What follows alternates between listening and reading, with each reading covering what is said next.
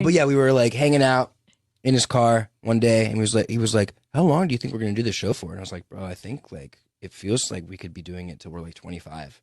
No. Yeah, and we did, you know. Literally, I think it was 25. I was 25 when we finished. Yeah. You were still so young. That's crazy. Mm-hmm. I was 23 when we did the pilot. No, 22, and then I turned 23. You were 22. Yeah. Yeah. No, I just turned 23. When we did the pilot? Yep. When I auditioned, I had just turned 23, and then when really 4 months later we did the pilot. Yeah. Wow. Yeah. I was 23, and then I was almost 31 when I booked it. I know, you guys were genuinely children. Dylan and I are the same age. I think I called y'all kids once, but I call everybody kids. Jeff put a lot of aspects into this script. Yeah. I mean, so many worlds. The flashbacks were used just enough, but not so much that I got super cheesy. Like, it was just a scrapbook enough to give you chills and want to weep. Yeah, like, totally. I totally had to like choke myself, like stop myself from choking up and crying. I was choking myself the entire time. Choking myself. Like blacking out the whole time. There's a lot of different ways we could take this podcast.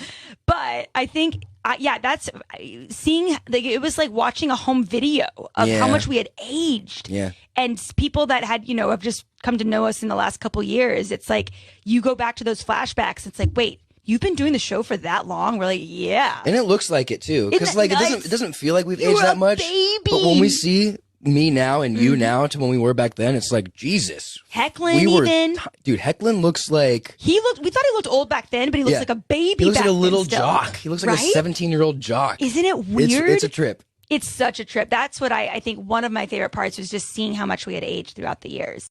She and I wrote the ending credits song in my room.